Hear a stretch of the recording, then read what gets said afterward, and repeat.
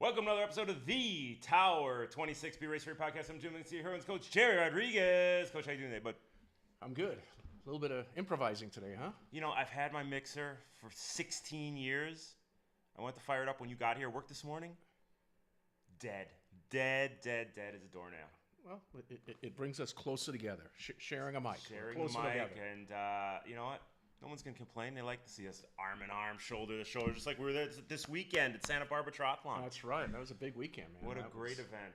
Great event. Your wife put on a show. It was one of our, I think, from her perspective at least, more fluid events where things came together. They're always, I think that event has 700 and something tasks to it. And, there are mistakes always made along the way, and this one seemed to be a little bit more fluid than others. Yeah. And it seemed that way, at least from feedback from athletes, too. Yeah, right? it was smooth. I mean, the thing is, we have the right people in place. You know, Right. the right people know their jobs. And it's not like someone running around with their hair on fire. Everyone's doing their own job. It works well. And we got some great feedback from the athletes, because the athletes were, being the face of the race, running around, shaking hands, kissing babies. They come up to me and they say, "Wow, this is a really well-run event. Smooth. Everything went well. We love it. We're gonna come back next year. We're gonna tell our friends." So from this guy's point of view, being the face of the race, I got a lot of great feedback. So Good stuff. I Good like stuff. So and the swim went well. We had for our swim coordinator here. Jerry was the swim coordinator. Well, so I it went show really up well. at 4:15 or 4:30, whatever time in the morning I get there. I check the ocean. There's water, and my job's done for the day. That's it. Water's there. Let's go. All right. Well, that's exciting. The beauty of Santa Barbara is in particular at that beach, East Beach, it's a protected beach, so Yeah. there is hardly ever any surf at that beach. Yeah. This past weekend, it was completely flat. I mean, you didn't even have 3 inches of surf, right? Yeah. So Yeah. you're in lake-like conditions. The buoys are always set in the same spot because they actually have anchors permanently placed, lifeguards in the ocean. So the course is always going to be the same as it was the year before. Yeah. Well, we The only variable would be if you have less or more wind, less or more fog, Yeah. and high or low tide, right? we were at the briefing. I was doing the briefing for the athletes, and everybody's standing around, and some guy who's unfamiliar with the area said, I saw on Surfline for Monday it's supposed to be 8 to 9 foot swells Monday, and I said, yeah, I think there's a typo on Surfline. I don't think there's anything really ever been over a foot at that beach. Well, I don't know what he or she is talking about, because East Beach is not on Surfline. So he Well, there you perhaps was checking another location. That's the answer right there. But hey, I want to tell you, you'd be proud of me. I swam in my backyard. I'm proud of you anyway, no matter what you do. I swam in my backyard just now on the tether, because that's all I had time. I dropped the kids off at school, came home, had about an hour before you got over here to do this show. Yep. I said, let me get on the tether. I swam for an hour straight. That's impressive, because on the tether. On the tether. Wow. Tethered in, hour straight, no breaks. So after 10 minutes, what was on your mind I from will the tell minute you 11 how I to did it. 60? First off, I'm seeing blue right now. When you're out in like a blizzard and you just get snow blind, all you do is see white. Well, all I'm doing is seeing blue from the it's pool. bright out, so you've got to have a lot of glare back there. Yeah, so here's the thing. I wouldn't be able to do it without my form goggles. Right? If I didn't nice have pitch. the little timer in there to stare at, and I just play games with myself the whole way. Okay, 30 seconds, pick it up. 30 seconds easy. A minute, pick it up. Minute easy. Okay, now I'll go 30 strokes hard, 30 strokes easy. 25 hard, nice. 30 easy. So I'm constantly playing mind games with myself as to how can I keep myself occupied for the next little stint of time. I'll tell you, the hardest part was the last 5 minutes. Right? I knew that you would look at it and you say, if I stopped at 55 minutes, you would look at it and say, what? You couldn't go 5 more minutes? And every stroke, I was just like, just get me through this. Get me through this. So I'm not one of those guys, by the way. In fact, there are comments at times on, apparently people look at Strava. Apparently I have a Strava account. I don't go to it, so I don't know. But I think my form goggle loads directly to my Strava account. And there's some workouts where I would go 2,950 yards or 3,950 yards. And they go, well, why don't you go to 4,000 or 3,000? I go, well, it didn't matter. I was done with what I wanted to do. OCD like that. You're like, just get it done, right? Yeah. If you're supposed to run 2 hours, in 2 hours you're at 16.9 miles, you're not going to go that extra 10. I don't need to, but end it. for some, you obviously needed to. No, I actually did it just because I knew you would look at it, but I would be fine finishing in 55 minutes, believe me. But hey, that brings me to the next That's impressive, though. Swimming station. Did you do any sighting? I did sighting. Okay, I did. good. I had my snorkel on, but I would throw breaths in there occasionally too, because it gets very chaotic. But you want to work out? Go jump on a tether for an hour straight. Holy cow! But the reason I'm doing it, I'm making an announcement. I'm going to Nice. I'm going to race Nice in 2.5 weeks. So I'm going to go do that. Trying to get a little bit of swim fitness in there. So that's why I did that. But I yeah, think I'll be that's there. great. You're one of these athletes, Jim, that you're such a terrific athlete, especially from the background that you came, professional hockey, not the termite size of most triathletes that are lean, tall, this and isn't lean. the way triathletes look right Well, here. take those guns and then multiply by 3 when I first met you at 230 pounds and just freaking, Yeah, they were, yeah. it was pretty insane. Most people say a brick shit house. I'm a shit brick house. That's Well, what I am. it was a Yeah. big dude that I met many years ago. But now you're, how old are you, if I may ask? 40s. I may ask about 46. 46. He's 47 in October. You're on what I call it's a term my wife came up with, the back side of the journey, meaning you're transitioning from professional athlete. You've moved out of the professional athlete into the amateur ranks, and you're also transitioning from a lot of racing into a lot less racing into parenthood. Your life, you're in a transition phase, right? Yep. So I'm actually glad to see that you decided to go to Nice, because I think it's good to have little carrots out there and take a little break and still get a little taste of the pepper and salt. Most guys at World Championship want to race as fast as they can. I want to just be out there and have the time to myself. I'm going to take 17 hours across that finish line. I might take a nap under a tree on that run course. But I'm excited. I'm going. We have some athletes over there already. Uncle David is over there. He actually rode the course this morning or today. They're 9 hours ahead. He rode the course. We'll get into that shortly. But what did we talk about last episode? Do you remember? Well, we went through all the details, not all, but many of the details of racing, open water racing tactics, triathlon racing tactics, the skills that are needed in open water to make you a more prosperous swimmer, or have the swim and the triathlon be more prosperous. And questions that you and I get asked as coaches frequently by our athletes, and questions that come in about basic things such as, I'm drafting on somebody's feet and they're going crooked. What do I do? Do I stay on their feet or do I go straight? So that was an example of a question. So we had many of those questions that we went over, and that actually sucked up the entire episode, because there were quite a few details that we went into regarding the what to do if this happens, or how should I tactically do this. Yeah, I mean, the last 2 or 3 episodes, we've gotten a lot of comments in those episodes, a lot of athletes tuning into those episodes to learn, how to approach that race day, how to approach those race day tactics, because you could do all the training in the world. If you can't apply those tactics to race day and all that training that you've done in the pool to the open water environment, it's kind of worthless, all the training you've done. So we've found a lot of benefit from those last few episodes we've done. Yeah. In fact, as you might recall, I was in New Mexico early in the month, right? Yeah. And we're still in August. Yeah, we're at the end of August here. Early in the month to help some of our upcoming athletes that are trying to make the Olympic team, 2028. USA Triathlon. Triathlon. Elite athletes.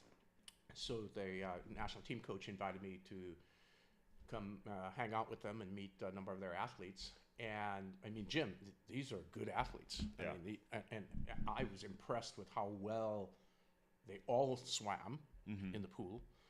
And then there were still things that we can teach them, things that we do at Tower 26, especially sighting related and skill related. So I think there are lots of improvements that can still be made by these athletes, although they are good swimmers. I mean, there are a handful of guys and girls there that were like extraordinarily good. Yeah.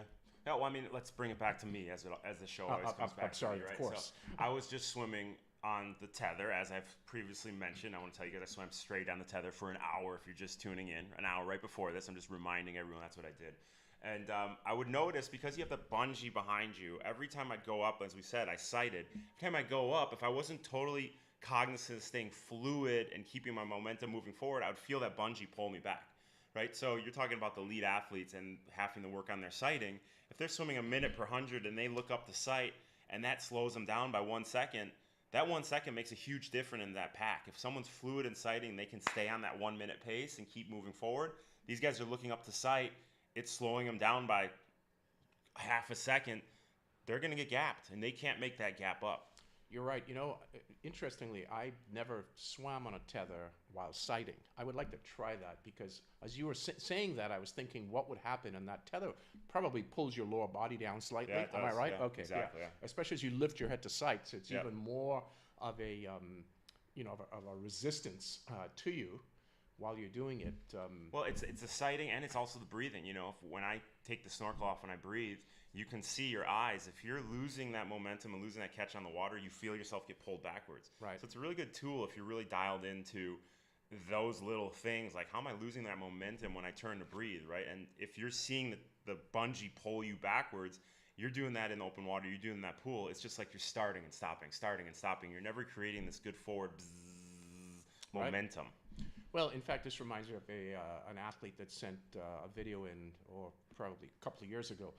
He was a good former college swimmer, and he's now in his, I believe, in his late 30s, early 40s, but still swims fast. He's swimming 62, 65 seconds per 100 yards in workout. So this is 102, 105, Yeah, right? that's fast, Swims yeah. well.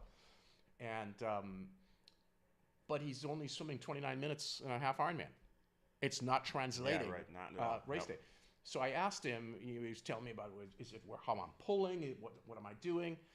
And I looked at this guy's swim stroke, and this guy swims well. I said, you know what? Send me a video of you in open water or in the pool sighting, and he did both. He sent open water sighting, and he sent one in the pool sighting 3 or 4 times for 25. Well, that's where the problem lay. He had an issue with his quite poor for his ability level. Many folks might look at his sighting and think it's okay, but at his ability level of a minute and 2 seconds for 100, his sighting skills were weak. Yeah, and that's, I mean, at that speed, at that skill, when you're swimming with those other athletes, every second counts, every half second counts, every split second counts. Well, for him, he's going to go from this position, if you're looking at this on YouTube, looking at us, he's going to go from flat, and in his case, head goes up, and he put the brakes on. Yeah. And then flat again, sight, head goes up, brakes go on. Yeah. And he didn't have a fluidity to lift, look, and breathe. It was very clunky, very mechanical. Yeah. And the brakes went on for him every time. So although he followed the mantra of sighting frequently, sight frequently, especially if your skills are high. If your skills are not high, one, get better skills, or two, sight less and find somebody who has good sighting, ability and stay on their feet, right? Just watch those feet. Yeah. So that being said, what are we going to talk about this episode? Well, we'd accumulated a number of questions and comments over the last couple of months, and I thought we should answer those because we tend to put those off. We talk about the topic of the episode, and then we've been not necessarily ignoring, but we put them off. So let's get into and answer questions to the podcast and comments to you and I. That's and great. So on. One thing I wanted to touch on quickly before we get into it, is that okay? Can I jump on this? You're the boss. Is I spoke about Uncle David over in Nice, and David's 69 years old. He doesn't have the best sight. He doesn't have the best eyesight. He doesn't have the best hearing. He's an amazing athlete, right? He works his tail off. But he got there 3 weeks early to do homework on the course and know the ins and outs, especially the bike course. Because if you guys know anything about Nice, it's straight up and then it goes straight down, very technical descent.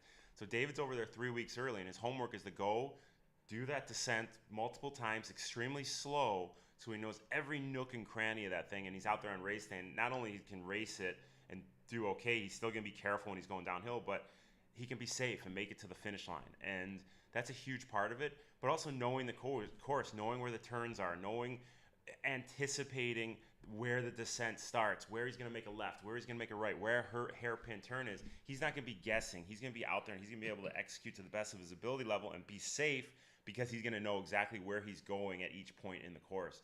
Can you talk about how important it is to know the course before you go into these races? Well, obviously critical importance. And what I'm glad to hear, you identified something that maybe would be brushed over by some. At 69 years old, I'm going to punctuate that for a moment. Yeah. Once we get over 50, and then we move to 60, and you move to 70 as you're climbing up in age, we end up having balance issues, right? And the older you get, the greater the balance issues typically. And as fatigue sets in, especially in these races, those balance issues get punctuated. So flaws on the course, whatever that flaw may be, bumps, cracks in the road, potholes, it becomes even more critical to know no pun intended, but the nooks and crannies of a course. Well, that's what he said. There's some crosswalks where you can't see it because it's painted, and he actually, he didn't anticipate the bump coming, and he had to jump over at the last minute. Now he knows it's there, so it's this kind of stuff you're talking about. And as you know, I'm going to tease David a little bit, Uncle David. David's been a friend of the pavement a few times. Yeah, David has he's no stranger to road rash, that's for sure. Right. Yeah. So I'm glad that you suggested that he do this, or he took it upon himself to do it. But at the end of the day, Jim, an athlete's primary responsibility, and this is going to lead in, we need to come back to Santa Barbara for a moment. We're leading the Santa Barbara. That's what I'm getting at. Yeah. And an athlete's primary responsibility, swim, bike, and run, is to know the course. Yeah.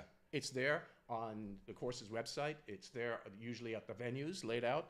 And if you want to optimize performance, you really want to optimize performance, get to the course early, the day before, 2 days before, in David's case, 3 weeks before, right? Swim the course, ride the course over and over, run the course, know where all the turn markers are if it's in the swim, know where the turnaround point is on the bike, know all the corners, know what the angles are. That's your job. Yeah. You are spending a significant amount of time. This sport demands high input of time commitment, right? Mm-hmm. So the fact that you're doing it, make sure that you're exercising your opportunity to its fullest. Yeah, and cross your T's and dot your lowercase J's, right?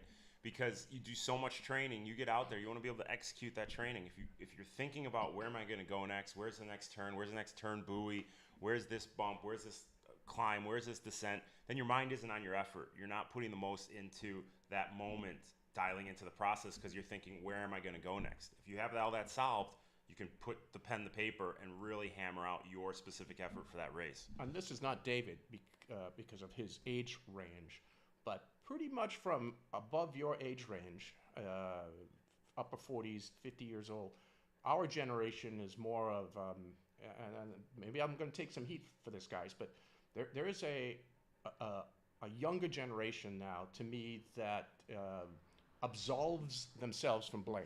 Mm-hmm. Okay, and I'm going to give you an example of something that happened to me many years ago in sort of the height of my racing career. And I had just won, Jim, back then. There was a race in Seal Beach. It was very, very competitive, and I'd won it several times, Southern California. And I just won the 3-mile swim.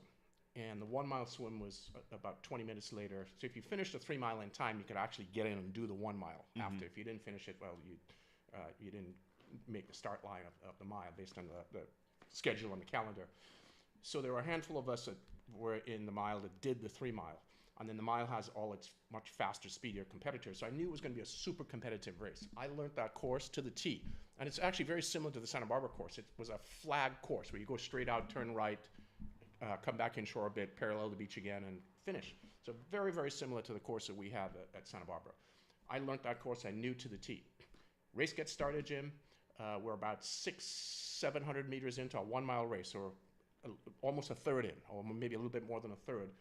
And we have a lead paddler, and there was a guy and myself had broken away already, which is unusual in a mile. We'd broken away from the pack. We had maybe a 15-meter lead. And the lead paddler, which is helpful because they're sitting 10, 15 meters in front of us, so it helps us for sighting too, right? Mm-hmm, so we're following the paddler, and the paddler turns at the buoy, right shoulder turn. We make the right shoulder turn. We're heading in to make another right shoulder turn about 60, 70 meters in. And right before that other turn, I realized something doesn't feel right here. And I look back, I flipped over my back, and I looked back, and I realized the paddler turned early. Oh, wow. He turned at the wrong buoy. And we followed, the 2 leaders, right? The other group behind, there was a paddler behind us, and that paddler took the other group to the correct buoy to turn. So when I realized what was going on, we had to turn around, redo the 50 or 60 meters we just swam again, right? So now we're 100 meters over, and then get back into the course, and of course we didn't win, right? And we got out, and I was pissed at myself. I wasn't upset with the paddler.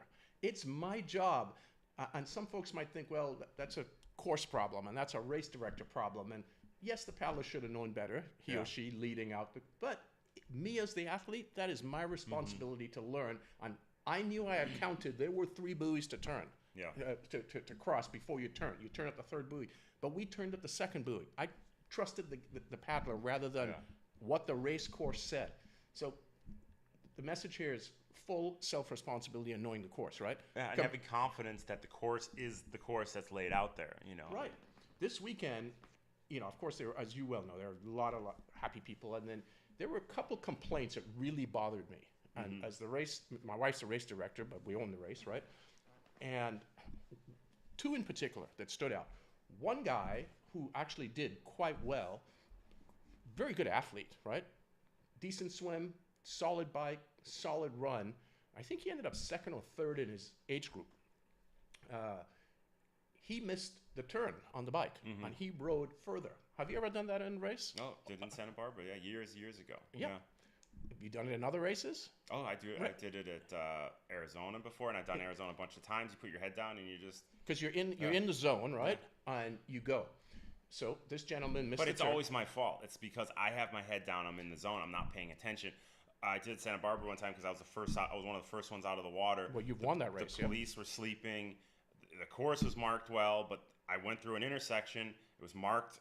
People were out there. It was just they didn't expect me to be that early. Yep. And then at Arizona, there was cones everywhere, and I just followed the cones the wrong way. Same thing. Had my head down, was in my own world, and just wasn't paying attention. It was totally my fault. So it happens. This guy made a mistake. 1,200 people didn't make that mistake, right? So he makes this mistake. He rides a little bit further. It wasn't even that much further. Turns around, comes back, does the run, executes the race well, gets second or third, and he's pretty upset, and he wants a race refund. Yeah, of course. Of course, he goes to my wife, and she listens, and the first question she asked, did you know the bike course? Yeah. No. Did you look at the maps? Well, I looked at that map over there, and he points to the swim course. And she says, well, what good is that going to do you on the bike course? Yeah. And he said, I did the race last year. I was fine last year. So she asked him, how were you fine? He said, I followed somebody. So there was no self-responsibility. So he was very, very upset. He goes, I'm going to write you a bad review about your race. And her response was, go ahead. And I'm going to write a response to that says you don't take responsibility for knowing the course. Yeah. If you went to a referee and you asked the referee to help you out in this situation, you know what the referee's going to say? Should have known the course. Know the course. Yeah. John Mulcahy actually sent me that. It's actually written in the USAT rules. It's the athlete's the responsibility to know the course. That's what it says. And the only person that can amend results is the referee. So that guy complaining, Elizabeth, has that's just a moot point because the guy should be complaining to the referee if he wants to complain at all. Well, so he goes to the first line. I don't know if he ended up going to the referee, but he would have gotten a more curt response than what she gave. Yeah, that was a very curt. And then there's a letter that came in that I saw yesterday from a father, and I get it. I'm a dad, you're a dad, you want your kids to do well. You have a 13-year-old son racing the SB10, which is the sprint triathlon, and the son missed the turn. Yep. Okay, the only one to miss the turn. The only one, to my knowledge, because there were no other complaints. The only one to miss the turn, and then he writes this note that his son would have gotten a medal if he didn't miss the turn. So here's the thing about writing notes like that to a guy like me, because you know me, I'm all about stats and numbers and pretty detailed, right? So I go to the results, I check the kid. Kid rode at 15 miles an hour. The guys that were ahead of him were riding at 18 miles an hour, so 20% faster. There's not a chance in the world he would have gotten a medal. If he would have come to the awards area, I would have probably given him a medal, but, No, I'm kidding. I wouldn't have given him a medal, but no, you're right. The guy, he wasn't even close. Dad wants to, make a point for his kid, I guess, but... Well, the thing is, so what are you teaching a kid, right? And he also wants a refund and all this sort of stuff. What is the message? What are we teaching our younger generation here about self-responsibility? We're not teaching anything. We're building a soft generation. Yep. And it reminded me, while I was reading this note, what came to my mind, Jim, do you ever see the TV series, what is it with Jeff Daniels? Newsroom. You ever saw Newsroom? Newsroom, oh yeah, great show. You remember that one of the opening episodes where the girl comes in the pulpit and asks a question of him? Yeah. And it's about a 4-minute clip, and I went and found that clip, and I wanted to play it here, but we can't play it because YouTube would shut us down, right? But if you guys get a chance, go watch that Jeff Daniels where he talks about America is not so great anymore. Yeah. It's something along those lines. Go watch the last 2 minutes of his discussion. That's what I felt like with these two complainers. There's no self-responsibility. Yeah. None. Zero whatsoever. Come on. We're getting soft. Gotta get them back on the beach and storm the beaches, right? What do you think that kid's going to grow up to be if your dad is there, Yeah. Come on. Yeah, the squeaky wheel gets the grease, though. We were so many athletes that were happy, had a great race, had a great experience, a lot of smiles after, a lot of photos. I saw the last two swimmers that come in were these two in the in the middle distance race, SB 25. So they're the last two swimmers in the longer course. All the lifeguards are waiting for them. I'm walking over there and I see a gaggle of humans waiting for these two swimmers to come in. It's two men with babies strapped to their chest. Yep. Parents, grandparents, they're all waiting, and they have signs, and they have the girls' faces on the signs, and they're just cheering these girls on. The girls they're not the fastest swimmers, but they're making their way towards the beach, and they come up on the beach, and they're the last ones out of the water. The lifeguards are all surrounding and waiting for them, and they couldn't be happier. They're cheering. I grabbed my phone. I took a picture of the whole gaggle, the whole crew, big smiles on their face, and that's what it's about, right? These guys can complain all day because they went the wrong way, they went this way, they went that way. They got to enjoy the process. They got to learn that this is an outlet from all the other crap that happens in their life. This isn't just another stress, you know. Sure, they want to perform well, but end of the day, we're having fun out there. And you look at these guys smiling with their babies coming out of that water. They could care less about placing. They just want to have a good time. Agreed. However, on the competitive side, for these two athletes who obviously wanted to win, I get it. You're going to be a bit more upset. Yeah. But Jim, 2 words: self-responsibility. Exactly. 3 words now: know the effing course. Mm-hmm. Okay. Know the effing course. Know the effing course. So you're not pissed and ask for a refund, and so you can get the most out of your performance. Yeah. All right. What questions do we have that came in? Well, want to go over here? Let's chat a little bit about. I know I promised to chat a little bit about Tempo Trainer, guys. This is a Tempo Trainer. We talked about this in a couple of prior episodes. If you are doing any sort of open water racing or any sort of triathlon swimming in open water, even in the pool, but in open water in particular, you need to have one of these. Yep. We are not sponsored. We are not paid by it. Finis owns this. As a coach, we use this, Jim, as you know, especially during this phase, our race-ready phase. Cadence rates are of major significance in open water. In adverse conditions, you need to learn to have higher cadence rates. So you have to coax that along in workouts. Get one of these, set it to mode 3, learn your cadence. You can also see your cadence in the form goggle that we use in our workouts. Use these products to help coax cadence rates along so you can develop the ability to have higher cadences, to use them as a tool. For instance, one of the guys where I went to at Santa Fe, really good swimmer, and swam in college, elite swimmer. But his cadence rates were in the low 70s. And if he wants to perform much better, he performs okay in the swims. But if he wants to perform much better and be at the front of the pack, he's got to have a cadence. He needs to be able to have 90 plus cadence rates at some point in the race, and he doesn't have those. Do you recommend using the Tempo Trainer in the open water too? Absolutely. Yep. So before you go to the open water swim, throw it on that, whatever effort you're looking to hold, put it on that strokes per minute, and just follow that beep in the open water. Well, you have to know what the beep should be, right? So you need to learn your beep in the pool. What does that mean? You have to learn what your internal cadence rate is presently. So let's say you've never used this device before, you got to learn what your cadence is. So go in the pool, get the Tempo Trainer on, set it at mode 3, and put the beep at 60 beeps a minute. Just start at a number, okay? Stick it in your swim cap and swim at your race pace effort for an Olympic distance, whatever your normal cadence would be. And then move, swim a 100, stop, and then toggle the Tempo Trainer higher or lower to match your cadence. So if the beep was higher, then you would lower the beep to match your cadence, right? What we're trying to do is identify what your cadence rate is. Yeah. Once you've identified it, then we train it to be faster. So how do you account for the pool? We turn every 25 yards, 25 meters or 50 meters. The open water, we don't have any turns. Is the cadence rate going to vary? Is it going to drop a little bit when you go from the pool to the open water? It should be about the same. Well, it may drop because there's going to be more fatigue, and this is one of the reasons you also need to train in open water. Because in short course pools, as you know, there's about a 4-second do nothing. You know, by the time you take your last arm stroke, you glide in, you turn, whether it's a flip turn or an open turn, and you push off, and you start your next first stroke, it's about 4 seconds-ish. Yeah. So you have these 4-second breaks every 25 yards, okay?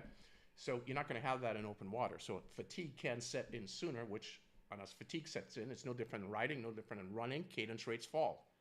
So the Tempo Trainer, it's helpful to use it in open water in particular, which is where you started the question. So if your cadence rate in the pool is 60, set it at 60 in open water and try and maintain it for your entire swim, whatever workout you're doing. but then we also want to coax it along to higher rates. Yeah. No, that's a great tool. And I don't know if I mentioned that I swam 60 minutes on the tether right before this. Did I tell you that? I don't recall. Say it one more time. The whole time you see the time, you also see strokes per minute, and entirely that's what I was playing with, right? So I'd swim 30, and I had the paddles on for a while, so it was extremely slow rate at this time. So I'd swim 30 seconds at 45 strokes a minute, and then 30 seconds at 55 strokes a minute, and I'd bounce back and forth, and it really helped me stay mindful of how I was moving those arms. And then I lost the paddles, and that came up drastically, but I was still playing with the stroke rate, the strokes per minute as I got through that. I don't know if I mentioned hour on the tether before this. One more time? Oh, it'll come up plenty of times throughout the rest of this episode. So, tempo trainer, a must. This coach's opinion. And if you have form goggles, that also gives you the data in it that gives you cadence rates, stroke efficiency, your time, and so on. And in fact, they have a new, they've upgraded their product. Form 3.0? Form 2 Pro, whatever it is. It's the one that came out last year, I believe, but now they've added some features to it. It has Gorilla Glass, and there's a software update. I haven't used the new one yet, but come on, Scotty. Scotty. Send it over this way. Come on, Scotty. Send it over. I want to see that Gorilla Glass. Maybe I'll use it in Nice. Did I mention I'm racing Nice in a couple weeks? Maybe I'll use it over you and Nice. Uncle David. No, yeah, that's exciting to see those new goggles come out and see what they've done with those, because it's always nice to have something new, something sexy to test out. And on another point, Ventum from Dia, we're getting a bike over here, one of their new Tempest bikes. Nice. Yeah, they're coming. It's coming this way in next great. week. So Sweet. maybe in the next episode, I'll have it right back here to show everybody that sexy rig that I'm gonna be racing on the courses of Perfect. the French Riviera, if you will. That would be sweet. So yeah, we talked about the Ironman qualifying process a couple weeks ago, and it's been interesting. We've had the first couple races come out of this new qualifying process, and go into the details. The way it works, and I'm sure you guys listening to this are probably aware, and I might skew it a little bit. So, but like we say, it's my show, and whatever I say is truth. But what happens is each race has a certain number of qualifying spots. Say it has 50 spots. The age group winner for every single race every single age group gets a spot. No matter what. No matter what. So even if it's a soft age group at that particular event. Right, the winner gets it. I went and took 17 hours.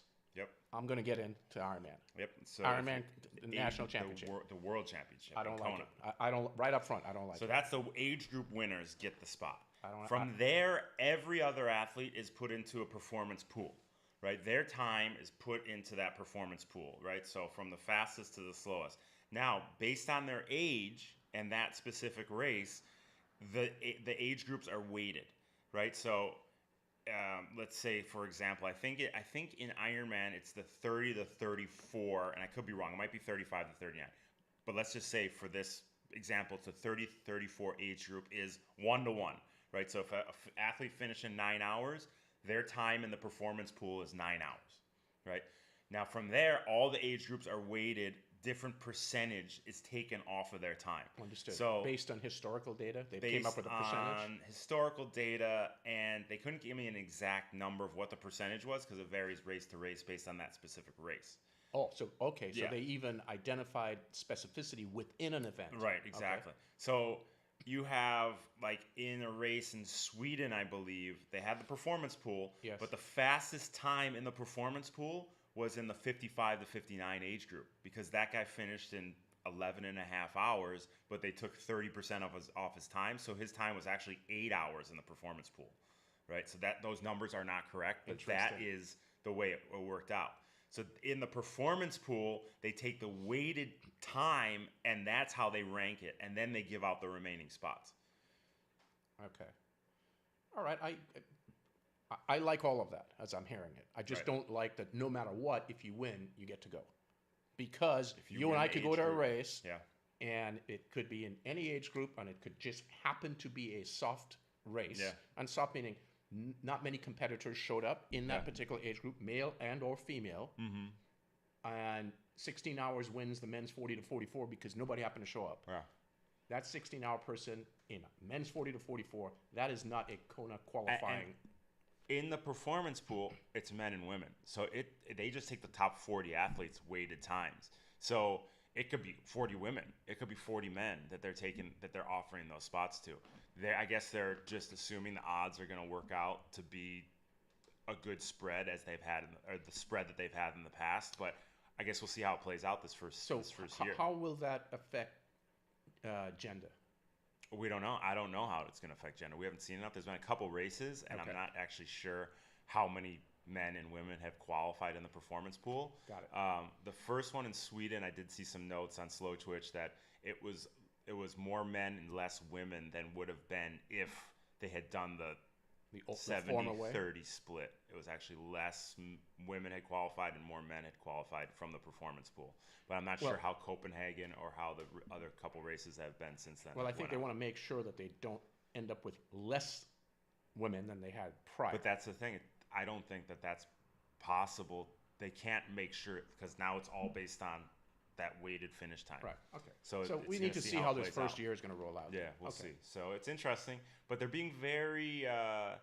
There's not much info out there. I can't find, how many people qualified. I can't find the list anywhere. It's very hard to find. You got to dig pretty deep to find it. Who do we know on Ironman that we can have on? And we just got a note from the new marketing director, so maybe we get him on.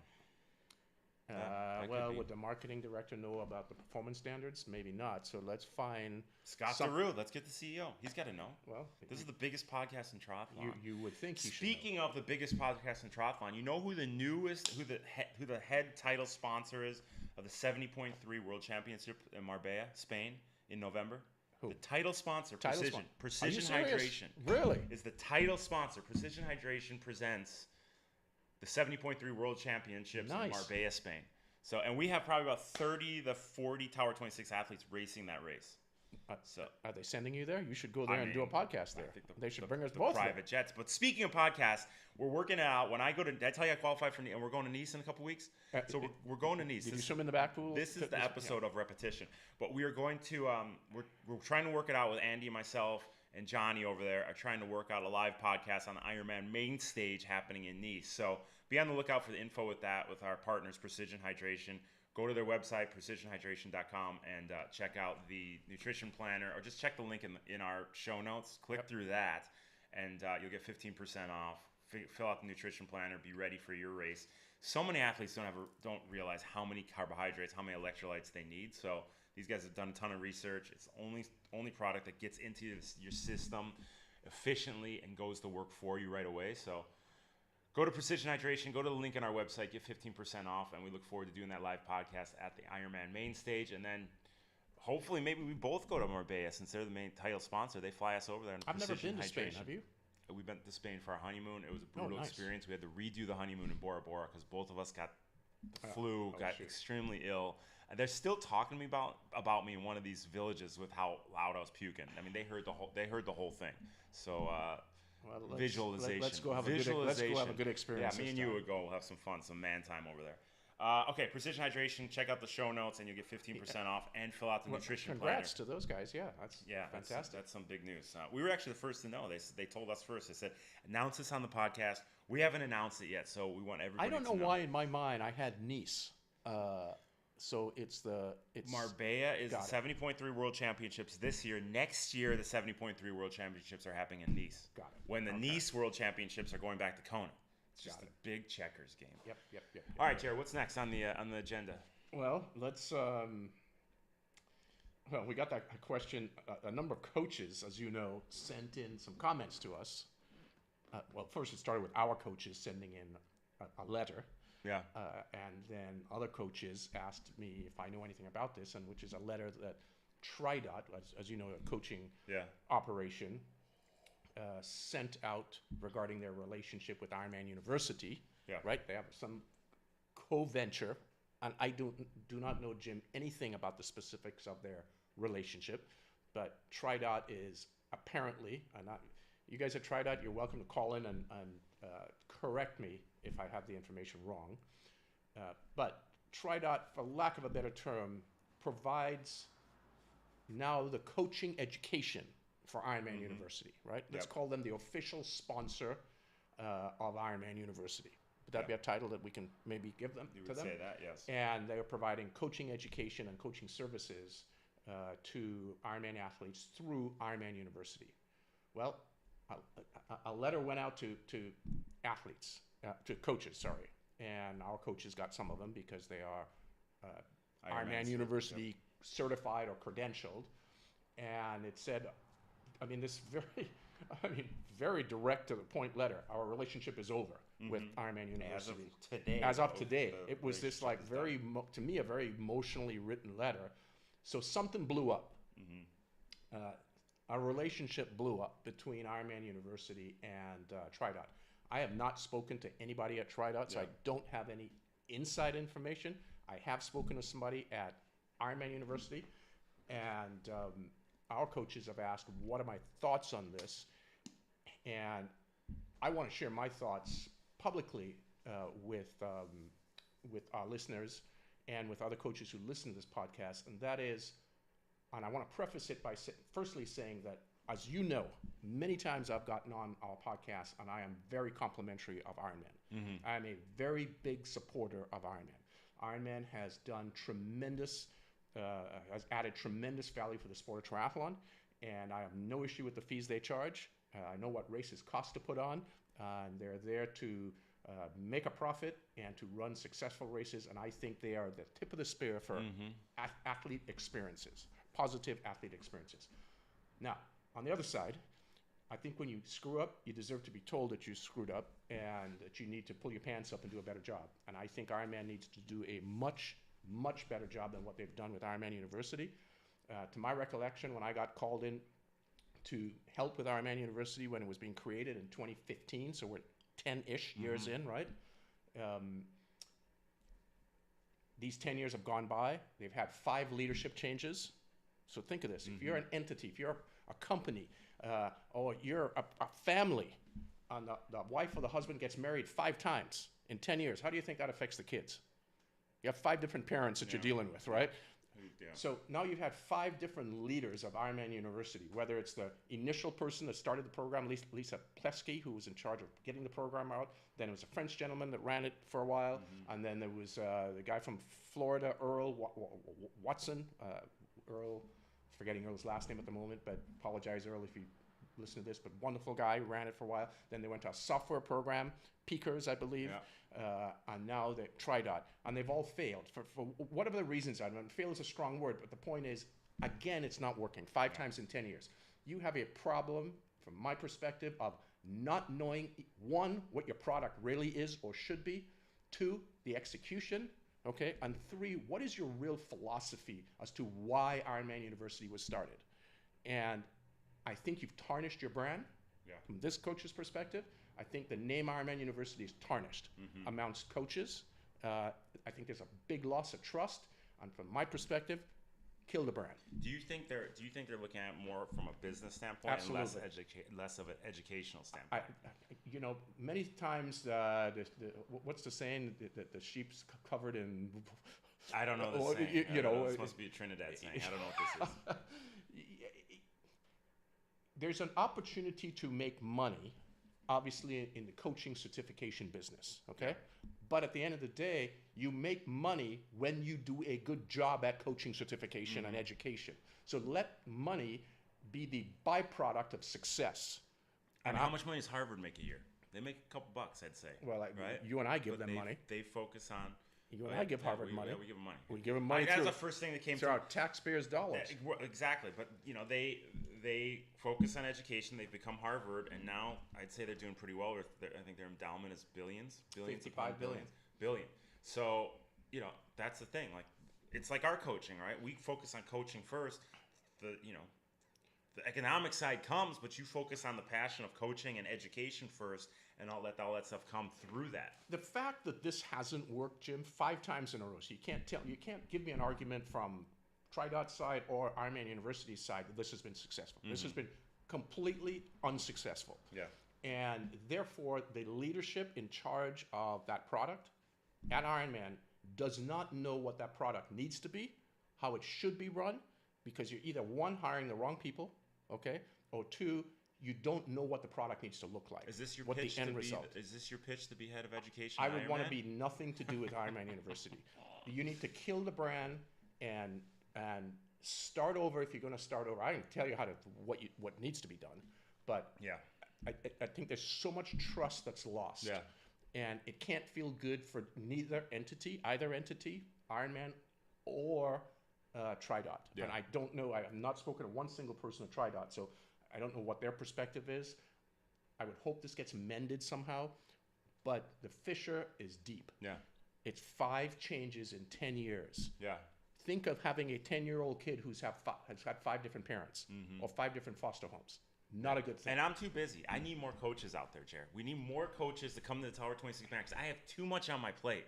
So all these athletes can keep coming my way because I'm a kick-ass coach bringing people to the World Championship. It's just too much. I'm going to run myself into the ground. We need a coaching education company or a coaching education system that's going to bring more coaches in, which is going to help more athletes be successful on race day. The then of it, Jim, is many of these entities, including USA Triathlon, ultimately, and all the others. At one point, there were about 15-ish entities that were basically selling coaching certification programs. Yeah. So we have a dilution of quality, and you have a brand like Ironman and a brand like USA Triathlon that gives a product a tacit stamp or an endorsement of approval, and the quality has not been great. It needs to be redone, rethought, how to do it, and go restart this and do it well, guys. Yeah. Do it well. Stick to the bullseye, which is great coaching education. Let the byproduct of income come after. Call me. We'll talk. Call me, Ironman. We'll talk it over. We want athletes. We want coaches who have passion for the sport, not who come in saying how much money can I make. That comes down the road. Got to have passion for the sport. Yeah. All right, Jared, what's up? What do we got next? Well, we've got a note here from Guy Borland. Boland? Well, I'm going to France in a couple weeks. Did I tell you that? I would call him Guy. Guy Boland. I like that. Guy Boland. Boland. Guy Boland. Boland. All right, let's put a French spin on it. So you sent a note into us, which of course has slipped by us the last few episodes. So let's go through it. Love your work. Love doing the podcast, the episodes recently, and so on. Thank you for stating that. He enjoyed the underwater turns that we talked about at the cans on sighting buoys. He says he wants to really try that out. That's what we talked about, diving under. Right. So we talked about buoy turns a couple episodes ago. Talked about how to get around the buoy, maybe go wide, maybe dive under it. Something to try. Yeah. Right. So Guy wants to try that. Guy Boland. Guy Boland. So he has a few questions for us. Number one, and help me with these, Jim. For open water races of 5 kilometers or so, would you take a gel? Yes, I would take a gel 20 to 30 minutes before. I wouldn't take a gel during the swim. About an hour. What was that? 5K? Oh, 5K. Hold on. 5K. Wait a minute. I'm not thinking this right. Hold on. I like where you're going. I'm going to help you here. Yes. I'm going to help you here. Yes. Your thinking went to the right place. 5 kilometers is going to take the elite athlete 50 minutes. Yeah. Okay? The 50 in the low 50s. But it may take somebody 2 hours. Yeah. Totally. Okay? An hour and a half. So now you should look at if you should take a gel or not based on duration of time, not distance. So the amount of time the event is would decide. In a 5K race at the elite level, they're not taking gels. Yeah. They're just gonna power through and try and go 50 minutes. Yeah.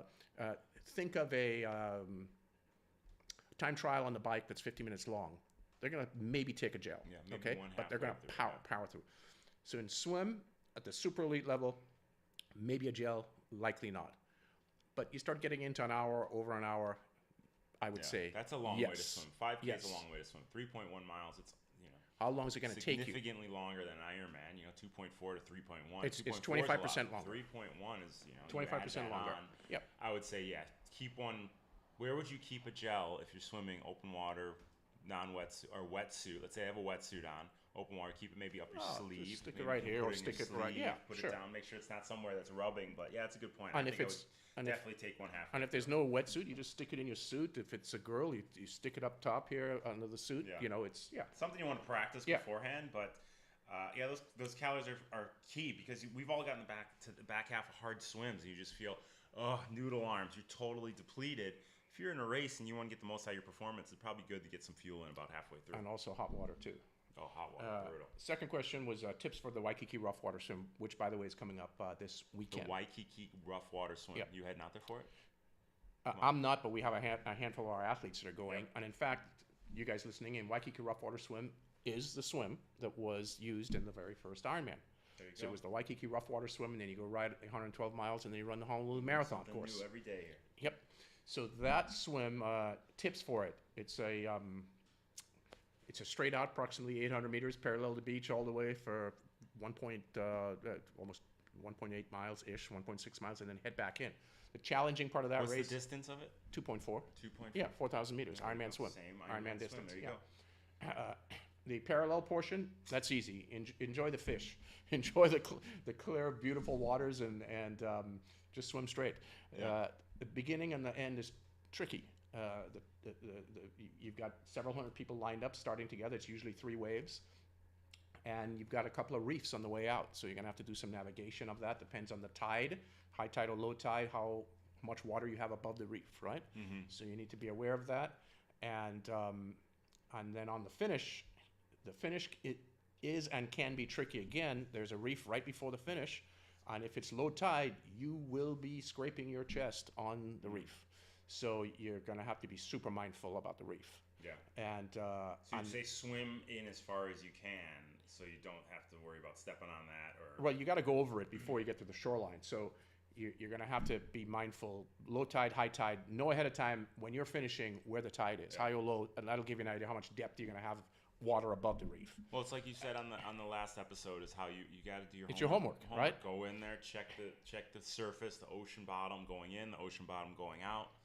And you could do all the homework in the world and still make mistakes. I led that race one year, hit the last buoy in front, made the decision not to turn at the last buoy, and still about 600-700 meters to go because there was surf. So I swam up another 40 meters out to catch the surf, thinking I could body surf all the way in.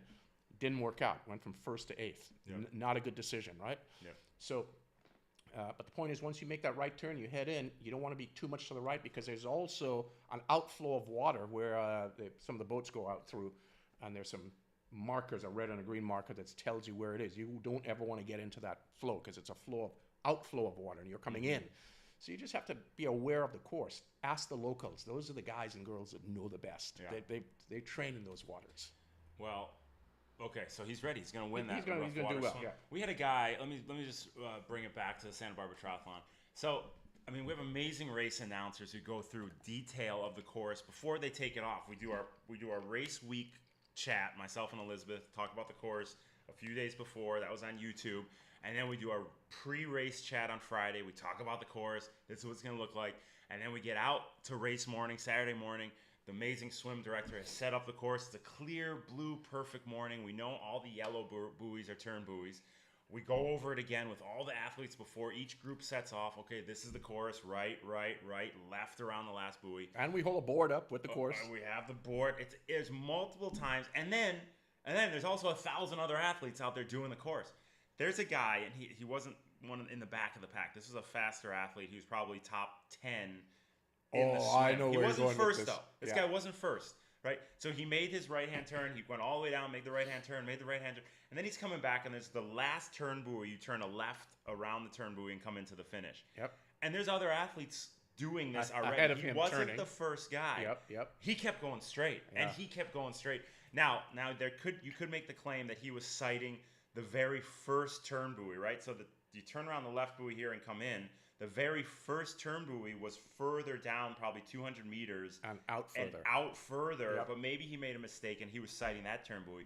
But as he swam, he didn't even go to that buoy. He just kept going parallel, way past where the actual athletes were starting. Yep. And then he realized he swam too far and made a left and came in, and he had to run all the way back into the gate to transition. Well, I don't know what the hell this guy was looking. If he was swimming with his eyes closed, what the hell was this guy doing? here's the good news. At least he decided to exit and run back. Some might turn around and swim back, which means you're going to be a lot slower. But, I mean, he missed the turn buoy. He wasn't going to the first turn buoy. I think he was trying to swim to Los Angeles. I don't know what this guy was. And he was a pretty fast swimmer, too. It's not like it was his first time in the open water. Well, guess what? He'll never make that mistake again. Well, I hope not. But how far he swam off course. Okay. That was interesting. So, Guy, whatever you want. This is our show. Call him G. Call him G. What do you think has changed in open water swimming since you started in the 80s? So what has changed in open water since you started swimming open water in the 80s? Yeah, well, I started in the global warming. I started in the very early 1970s. More whale pee. 1971. More whale pee. What has changed? We have a lot more races. Races are much more competitive. A lot of new, terrific rules in the sport. More countries are involved. The growth of the sport has exploded. I think there's a whole lot of positives. It's like any sport that we're now. I'm 5 decades into this, so it's there's progression as there should be, and the biggest change is the event. The open water swimming is now in the Olympics, so it's an Olympic sport. It gets more recognition. So there's a lot of positive changes overall. So. It seems like there's growth to come. It seems like every weekend we're getting forwarded a link to register for this open water swim, this open water swim. It's really cool to see the opportunity that we have now to get out there and swim with others in a race-like environment. Yeah, and there's I manage a Facebook group that I started 15 years ago called Open Water Swimming. There's almost 100,000 people in the group. Yeah. So there's interest, and much more so than there was. So it's good. And I think triathletes has helped the sport grow significantly because almost, when I mean almost, we're close to 100%. Almost every triathlete's an open water swimmer. Yeah. Right? There are some triathlons in pools. But other than that, they're in lakes. So the sport of triathlon has helped the sport of open water grow significantly. So those are some of the changes. That's great. Okay. Are we better off or worse overall at open water now compared with then? We're better off. That's been answered. Are we better off or worse compared now versus then? We just answered that. So we're better off. Much better off. He should come on. He should be the. These are good questions. He should be the me on this show. Swim cap or no swim cap? Do you wear a swim cap or no swim cap? Yeah, that's one of his questions. Fry your hair. You wear a swim cap. I gotta look good when I go out on a Saturday night. Well, race directors, it's one of the safety things, and also a way to help organize events and so on. So race directors generally require swim caps, and it's a way to identify what age group you're in and what about in the pool? Help the swim race cap organize. Or no swim cap in the pool. Well, that's up to you. Don't fry your hair. Females tend to wear swim caps more than guys. Some guys don't. That's up to you. Start losing lush head of hair. It's only because I haven't been frying my hair for the last 20 years. That's the thing for you. You start losing hair like me. It really doesn't matter anymore. See, we're asking the hard-hitting questions here. Swim cap or no swim cap? And then finally, jammers or briefs. Now he's getting humorous. Briefs, 100%. There's no. First off, I'll tell you here, man. Speedo, you got to show skin. Which our friend Michael Epstein loves when I wear a Speedo on the weekend. He takes a photo every week. I don't know what he does with those photos. Zuma Triathlon race director. But here's the thing. Okay, you look better in a Speedo, but also, have you tried to use a pole buoy with jammers on? It's damn near impossible. They slip off. It slips right off. Yeah. Well, especially the buoys that we use that are No question.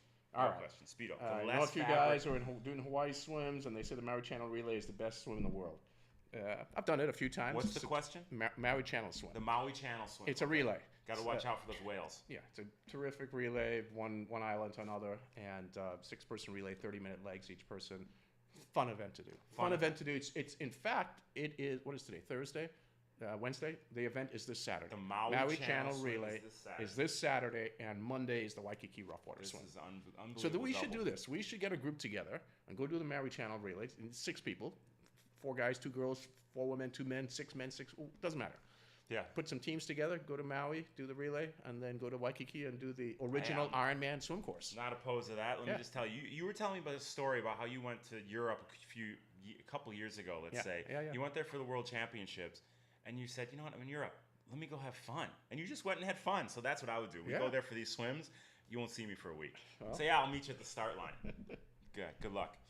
All right, are we getting through all the potpourri? What else we got? Anything? So we've got Chris from Savannah, Georgia, asking, do you think the Longs and Sanderses of the world, Sam Longs and Lionel Sanders of the world, can win 70.3 or T100 races any longer with their poor swims? Do you think Sam Long or Lionel Sanders of the world and I think they use those 2 names as examples. Right, can win 70.3s or T100s with the lack of swim strength that they have at this current moment. And the gentleman, and Chris sent in a photo of T100's the T100 race. Can I share that photo? Sure. Okay, I'm gonna bring share that image. Here. Let's see what Chris sent in here. Are we on? There you go. So he sent, there we got your list, your notes on the side too. There you go. So here it is. And so we're looking at the T100 results. Looking at T100 results. This is the swim result, just the swim. Can you scroll a little higher? Scroll. So we see that circle. Oh, there yeah. you go. There's the circle. I'm sorry. So let's start from the top. And then here's the winning time, 25:13, 25:15, 25:17, 25:19. So you got a group that came out. T100 where? Where is this from? T100, where was this? Top London. Yeah, okay, yeah. London. So recent, fairly recent, right? So you have the first 10 finishers, Jim, coming out within 20 seconds, 15 seconds, right? These guys are all in the low 25s, very low 25s. You got a little gap, and then upper 25s, and then very low 26s. And then you have Sam Long here at the bottom in 29:30. So Sam was 4.5 minutes-ish, if I did that math right, 4 minutes and 15 seconds slower on the swim. So Chris is asking, can the Sam Longs of the world, and Lionel Sanders, because these are recognizable athlete names, can they win races any longer with these poor swims? Yeah. What are your thoughts? You know, I said last year I didn't think so, and then Lionel went and won one. So their bike and their run is so strong. If they show up to the right race, they can close that gap with their bike run strength. With the right race. Right race. We're talking World Championship event where you have these studs showing up that have the similar spikes, similar run splits. It's going to be really hard. It's going to be hard to make up a 4-minute gap coming out of the water. Because what's happening is you have that lead group all coming out together. Then they're riding together, right? They're legally drafting where they're the correct spacing apart, but they're still getting a benefit of that draft. Yep. And that's how they can get off and run 105, 106 half marathons because they're working together. It's like they're getting out in the peloton. Yeah. So it's going to be hard. It would be extremely hard for Sam to make up that type of deficit with the talent of riding and running and the ability for these athletes to work together getting on the bike. All right, let's come back to us. I agree. Totally agree. There you go. Okay, that easy. All right, what's next? What's next, buddy? We got to work out of the episode yet, or are we getting there? We've got, hey, Jerry, I need to improve my swim. Hope you can give me some advice. Have a very hard time changing my clearly bad movements. This is me. There's a photo. Maybe we should go back to this, Jim. I'm sorry. Rather than watching me read this. Coming back to the... Thank you. This is me. I really try to focus on just having my arm and hand point towards the bottom of the pool, but it always ends up pointing to the side of the pool. Scroll up a little bit there. Why is that? So we're showing a swimmer who has an extremely tight angle as he's starting his pole. So his fingertips are actually facing the side of the pool. It's his left arm. Fingertips are facing the side of the pool on the right side. A very, very tight angle with that upper arm and forearm. So my take on this is without seeing a video of the whole stroke, it's hard to comment because this is just an instantaneous snapshot. You've got a nice 90-degree bend at the elbow, which is fine. You don't want to bend any bit more. The arm is straight, fingertip to elbow. And at a point in the stroke, Jim, we can come down and the hand can turn in slightly and have that fingertip pointed to the side and then recorrect itself. So I don't want to say just because of this one still image representing a very small portion in time that this is a problem. Yeah. It's possible that elbow collapses in towards the body. Possible. Yeah. But without seeing the whole, getting a full view, I don't want to say this is wrong. Yeah. Yeah, you don't know what the setup's like. Right. There's one open water swim coach who I was friends with, who I've been friends with for years, Tim Danier. He swims. He heads up Red Top Swim in England, and he would always say, "Keep that angle. Maybe not that tight, but keep it tighter to reduce frontal drag in open water swimming." He coaches athletes to swim the channel. That's his main thing. Swim the English channel. The thing with tight, but the thing with a super tight angle, and that's the angle between the forearm and the bicep. The tighter the angle, think of doing push-ups. Yeah. The lower down you go, the harder it is to do the push-up, that's right? what I was going to say. Like you can't just say keep it tight like that. You got to have the setup correctly and then maybe get into the right angle for you. Yep. If we're looking at this swimmer, did he say his name with the name in there? No. Well, it may have come in the email and I didn't copy it. I apologize. So one thing that you can focus on if this is something, if you are dropping that elbow, is as you enter, and we always say we open that armpit. Get a nice big open armpit to help get that lat engaged. Which he has. Yep. If you're dropping the elbow and you have that tight angle, maybe you're not opening that armpit enough. So enter and think, open that armpit, get a nice big arc in that armpit, and that'll help that elbow up and that hand maybe be at a little, or that upper arm and forearm be at a little more of a relaxed angle than that tight. Yep. So maybe something you can work on there, but maybe send us a video, Jerry, Gery, GERY at tower26.com. Send that video in and we can see what's going on with that. That's what I prefer to do. Yeah. All right, and then final question from Fred from Ventura, actually local. Thoughts on Cal-Tri races? Did the Ventura race? I don't know if that was this year or last. Was there one this year? The Cal-Tri Ventura, yeah. Okay. The last couple of years. Yeah. I find them unprofessional, lacking community or flow. They feel disorganized. However, I do pay less in entry fees. Right. What's your take? You know, what does the race director want to get out of it? Does he want to have the overall experience? Do you want athletes to come out of it and say, wow, that was awesome, smiles on their face, family showing up, taking photos, which leads to the next year being a successful event, which leads to next year being a successful event? Or do you just want to show up like a traveling circus, put the cones out, to have the athletes race the race, and then just go home with no feel to it? Right? That's the difference. We have Santa Barbara Triathlon where you put a ton into it. You put a ton of love, ton of effort into every minute detail. Athletes show up. They keep showing up with 1,200 this year, 1,200 last year. They keep telling their friends to show up. And the race has an amazing community around the event. You go to Cal-Tri, it's exactly what Fred says. You show up, there's no hi, there's no hello. The race director, I don't even know who the race director is. You still get a race in, but there's nothing to it, and then you leave. And, you know, maybe get a couple hundred people showing up. They don't have the best experience. They don't have a community experience at all. Maybe they come next year, maybe they don't. But I look at Santa Barbara and people are committed to coming to that race every year because the feel they have afterwards. You don't get that feel after Cal-Tri. So I can't comment on the feel, because this is his feeling of what he felt, right? But I want to be positive somewhat on those events because race directors in general, races have gone away. Yeah. Okay, the sport went through a depreciation period. Many race directors went out of business. I think this guy has come along, or whomever it is, and done a good job on rejuvenated some events. Yeah. Many of these events went out of business. He took them over, and he's making them happen. They're an entry point. They're a gateway for beginning athletes to be involved. Okay. The fees are cheaper, but there are reasons for that. You don't get a lot. You get a race course. Mm-hmm. Many of the race courses are sort of recreation parks or places of similar where it's not as maybe as well, it's not perhaps as professional feeling or looking, but I think it's a terrific opportunity for beginners to get into the sport. And price, Fred's comment about price is, again, you get what you pay for. So if you go to the 99-cent store, don't expect to get a Tiffany's ring, right? So you go up in price, you go up to Ironman pricing, you expect a certain experience, which you get it at Ironman. You go to a race that's like these, you're not going to get the same experience. So I don't think there should be much of a complaint on pricing or comparison. What I don't like, though, that this particular race director, because I did see a comment from this race director that talked about skyrocketing fees. He talked about skyrocketing municipality fees are greatly exaggerated and Cal-Tri events remain lean. However, tales of skyrocketing fees are generally exaggerated, blah, blah, blah. Okay.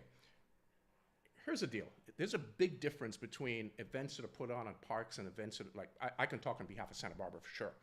Yeah. When you have to hire CHP, okay?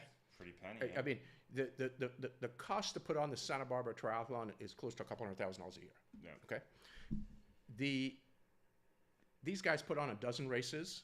Their total gross receipts for a dozen races, because you know me, I'm a guy that does my homework, right? Yep. I went to the tax returns because it's a nonprofit. Mm-hmm. Okay, so you go to Glassdoor, you can see their tax returns. They're doing a total of $550,000 of revenue with 10 or 12 events. So these events are much smaller. The expenses are much, much lower. This guy has no what's the right word to use? He's got no business commenting on the fees that other race directors have because they're completely different than the fees he has. Yeah. Additionally, what I don't like, don't hide behind a nonprofit. Mm-hmm. You have a nonprofit race and you want to say it's nonprofit, but when you own the results, meaning you do the results yourself, you do the registrations yourself, you do the insurance yourself, athlete fees are paying you, okay? Because you have a profit entity running you have a profit arm of the business. The nonprofit is what you tell everybody you are, but then you run the profit arm of race entry fees, results, insurance, and these other portions of the business. So you're paying yourself. So don't play this game of trying to compare yourself to other events. You certainly can't compare to the Santa Barbara Triathlon or any Ironman event. Maybe you could compare yourself to other events of what I call, those are C races, C minus races. I mean, in the sense, I grade races based on Kona Iron World Championships. That's an A race, right? C races, those are your beginning athletes. Yeah. So I don't think this is a fair statement that he has made about fees increasing, because I can tell you what fees have increased from when we bought the race. So you don't know what you're talking about, at least with our race, number one. Number two, let's keep it. I want to praise him because I'm glad he's taken over these races, because they're dying. Yeah. And we need these events to keep the sport successful. But don't come tell race directors like me that these are exaggerated fees. Yeah. You show me your fees, I'll show you mine. Whoa, family show. This is a family show. Come on. Exactly. All right. Well, I mean, you're right. But show me your revenue, it's too. It's good to have little races like that to show up. I send a lot of people to those races every year just to get some race experience. You know, they're not expecting a lot out of it, but they go there, they swim, they bike, they run in a race atmosphere. They don't spend a ton of money on it. You have Cal Tri, you have Alpha Win is another one, these cheaper events. It's a great prep races for the bigger races like Santa Barbara. And they're good training races. Indian Wells 7.3. You go into it, you've kicked the tires a little bit in these smaller races, and you just can't expect a lot out of it. All right, we're getting the workout of the episode. We're running pretty long on this one. Well, let's push that. Push the workout. Let's of the push episode. that. I do want to say happy birthday to a buddy of mine, Randy Eichhoff. Oh, should I sing? Happy birthday. No, I'm not gonna sing the whole thing. Randy, happy birthday, Randy. Randy turned the big 6-0 yesterday. 60. Wow. And the reason I'm bringing him up, this is one of the best open water swimmers that I have coached and raced against. This guy is still swimming minutes per 100 in workouts. Wow. At 60 years old. Wow. Get that feel. It is. He comes up to Santa Barbara and does the reef and run races. While 90% of the field's in a wetsuit, no wetsuit, it's in the top 3 or 4 each time. Crushes everybody. I mean, it's amazing. 60 years old. It's that feel. Maybe my swimming on the tether will get me to his level. I'm coaching for a long time, and this is way back in the UCLA days. But congratulations, Randy. Happy birthday to you. All right, what are we going to talk about next episode? Any idea? Well, we should touch a little bit on Kona because that's coming up. Right. And we'll do a little review of the Waikiki Rough Water Swim since that's coming up. We should probably do a review of we have a local event coming up, the Zuma Triathlon. That you can't say the Malibu Triathlon any longer. It's Zuma Triathlon. And maybe I'll have a live event from Nice. Maybe I'll be uploading that one soon. Yep. So, Jer, it's always a pleasure. Thanks for all the info. Thanks for all the hot takes on all these different subjects. Let's hope the voice level was good on this one. Oh, it's great. We're always these are always fun ones. These athletes always look forward to hearing our takes on different potpourri of subjects. So thanks for all that. Until next time, for Jer Rodriguez, Joe Minsky, the Tower 26.